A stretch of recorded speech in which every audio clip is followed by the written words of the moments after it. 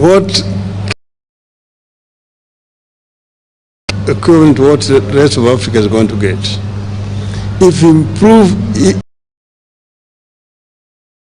as a beneficiary,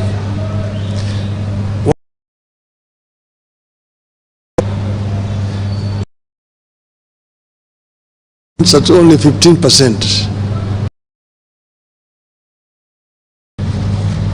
Inter-European trade stands at 70%. Intra-Asian trade is now, even South America,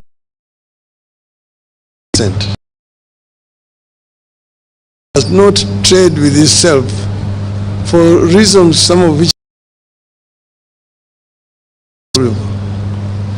you see, there are non-tariff barriers into it's very difficult for good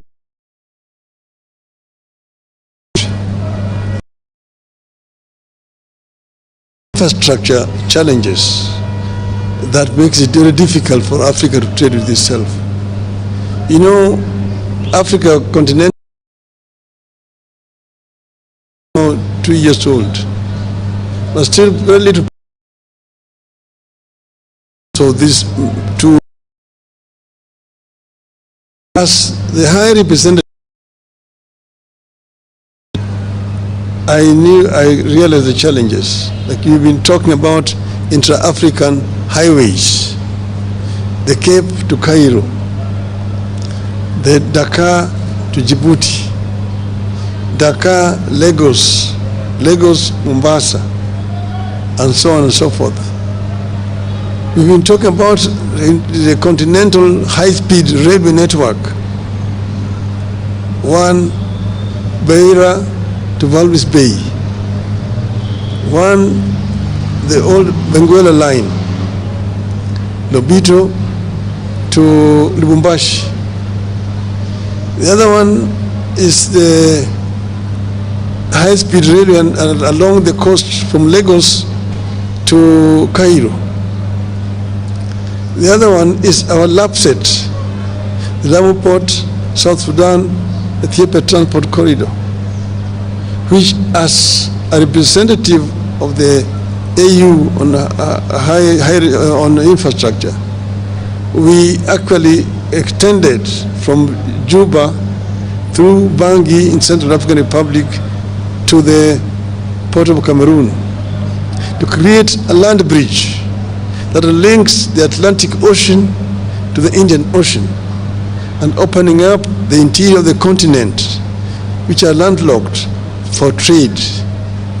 See, for example, Kenya grows tea. How does Kenya export his tea to Central African Republic? Between Kenya and Central African Republic, there's only South Sudan. South Sudan is the only country between Kenya and Central African Republic. But how do you take your tea there? There's no infrastructure. You have to find a ship that will go around the Cape, along the western coast, to the Cameroonian port of Douala, and then by road to Bangui. The French are there ahead of you. That's why they drink in Bangui Kenyan tea, Christian as English breakfast tea. But with a LAPSET, we can be able to take our goods there. But this infrastructure cannot be developed country by country. You need to have a mechanism at the center that is coordinating funding for this infrastructure. If you want to do the LAPSET, Kenya can only do its part up to the border with South Sudan. Then South Sudan needs to take it from there to the border with Central African Republic. Central African Republic takes it to Cameroon and to reach there. But you need a center to be able to coordinate funding, to mobilize funding for this infrastructure development, which are cutting across the continent. That is why those things have not been done.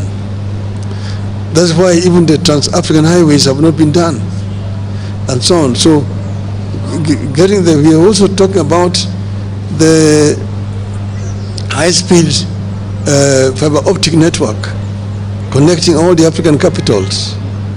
We're talking about open skies, to be able to move freely in the African airspace without so much impediment. At the moment, traveling across Africa is a major problem. Recently, when I was going to the funeral of the president of Namibia, we chartered an aircraft here. We had to spend 3 hours at Wilson Airport waiting for clearances of airspaces of the transit countries. You have to get a clearance to fly over Tanzanian airspace, DRC, Zambia, Botswana, and Namibia itself. And it's expensive. The other day, I was in Dar es Salaam going to Niamey in Niger. There, you had spent 10 hours waiting.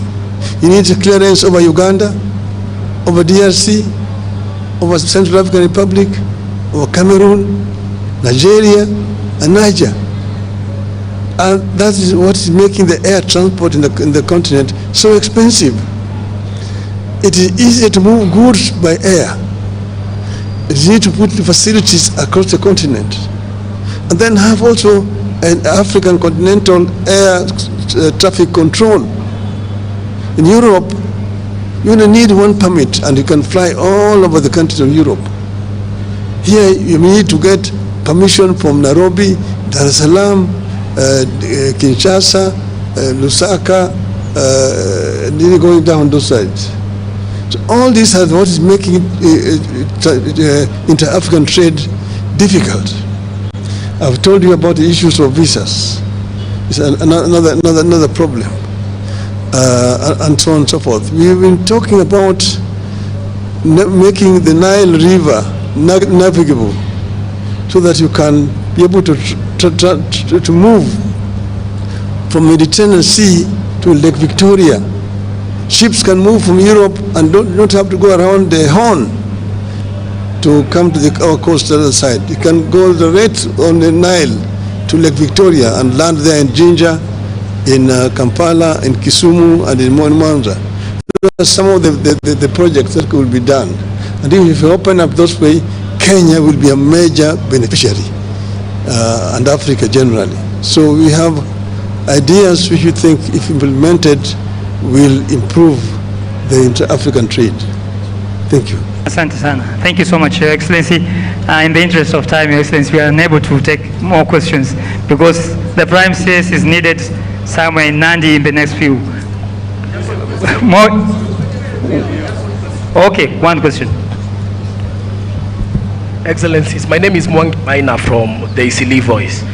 First question to the former Premier. Some Kenyans and some Africans feel that Nairobi fronting your candidature is a way of settling domestic political scores. Do you think you're exporting domestic politics to Addis Ababa? The other question to you, former Premier, it's about the Kenya stance, Kenya openly standing with Israel, which has been committing a genocide in Gaza. Do you think this could potentially impact your candidature at the African Union Commission next year because of such global geopolitical standing? Asante Mwangi, thank you. No, I mean, I'm a Kenyan, and as I mentioned,